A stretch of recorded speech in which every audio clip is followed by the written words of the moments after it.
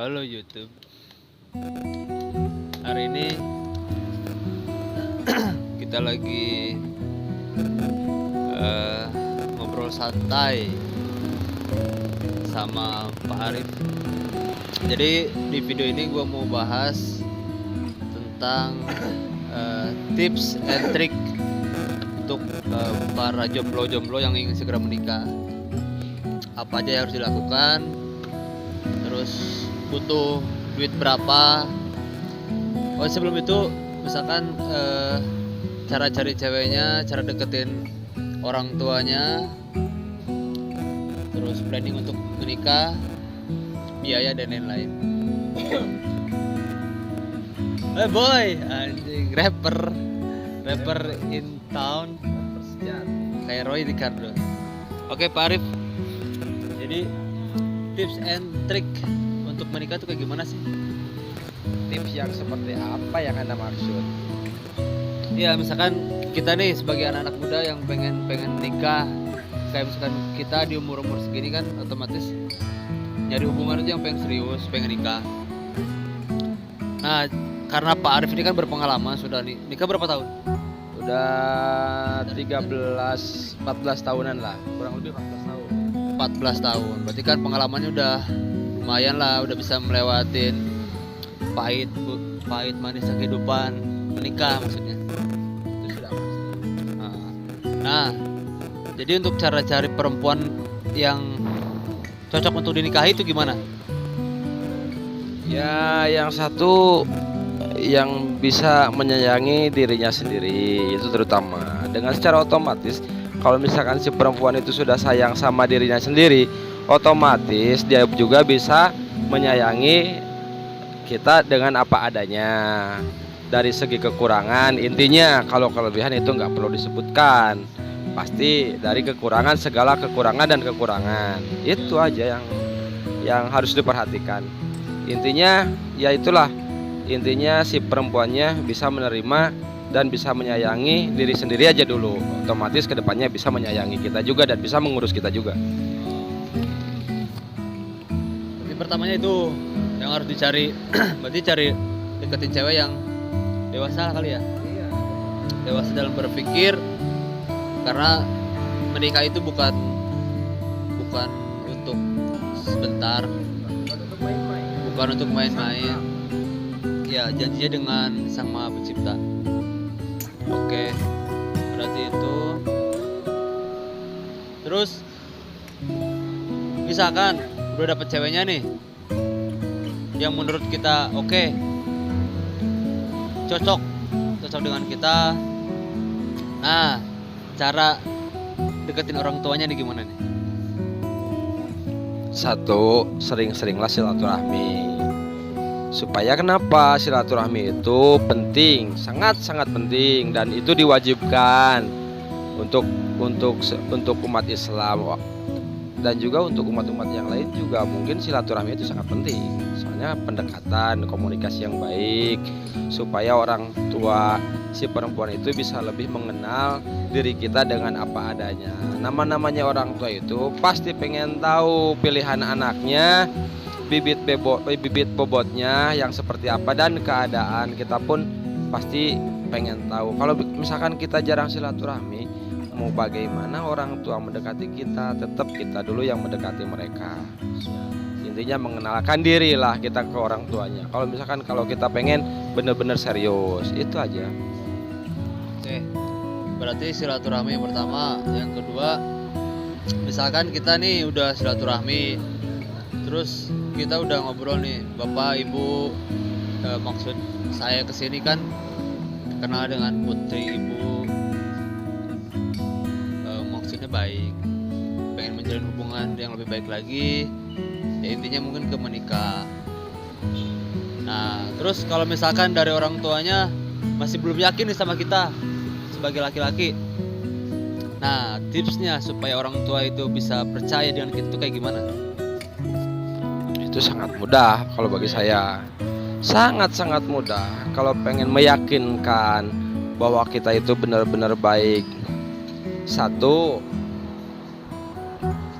dengan cara kita berkomunikasi. penampilan kita juga harus sopan.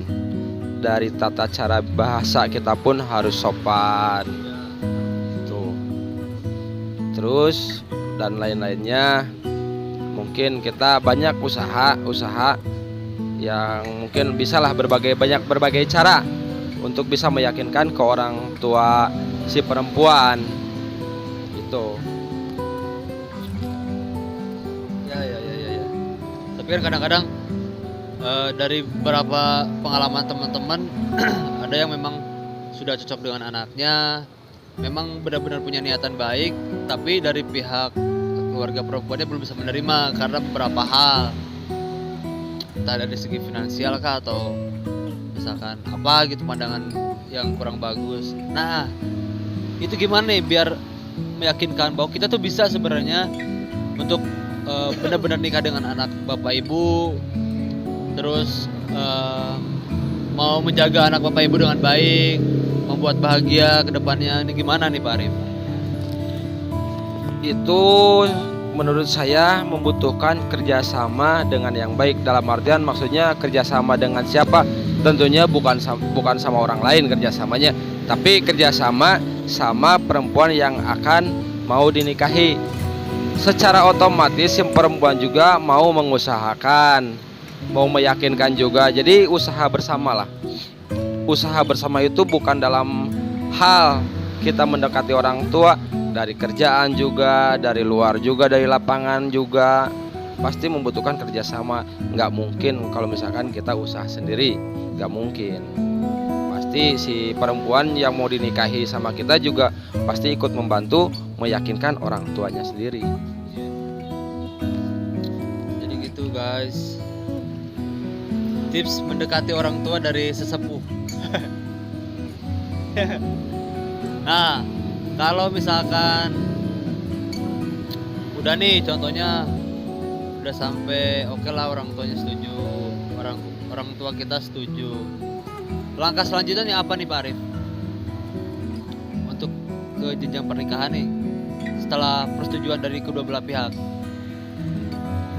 Kalau untuk penjenjang pernikahan, kalau kita sudah meyakinkan, kita sudah merasa dekat, coba dekatkan antar keluarga si perempuan dan keluarga si laki-laki juga. Harus saling mengenal, harus mendekatkan juga antara keluarga si cowok dan keluarga si perempuan.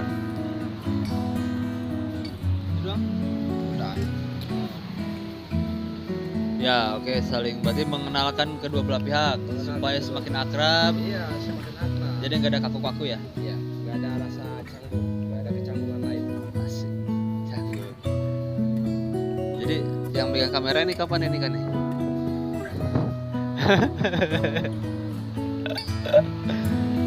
Gitu. Terus contoh kedua belah pihak udah setuju, udah saling mengenal, udah deket. Berarti kita persiapannya nih apa nih? Apakah persiapan dari mental, dari finansial, dari persiapan harus daftar KUA, bla bla bla segala macam? Kalau dari segi mental, menurut saya segi mental itu akan mengikuti alur. Itu akan mengikuti alur. Dalam artian bagaimana mental kita mengikuti alur? Tentunya kita juga harus pede, percaya diri. Dalam artian percaya diri, finansial kita udah siap. Secara otomatis mental pun pasti ikut. Mental berbeda dengan finansialnya kita belum siap, mental pun kita ciut. Karena apa? Karena kurang percaya diri. Percaya diri penyebabnya apa? Karena finansial yang belum mencukupi.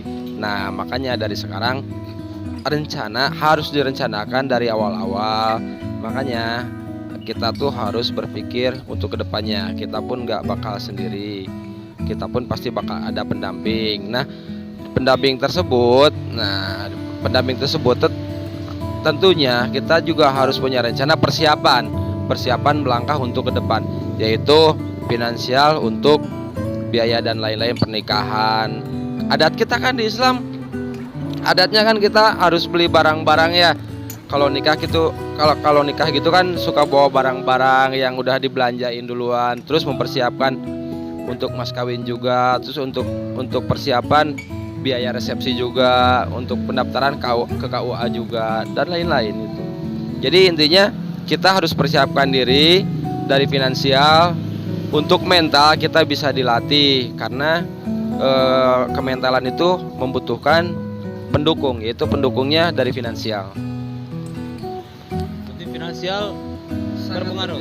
Berpengaruh sangat penting karena finansial itu membawa kepercayaan diri.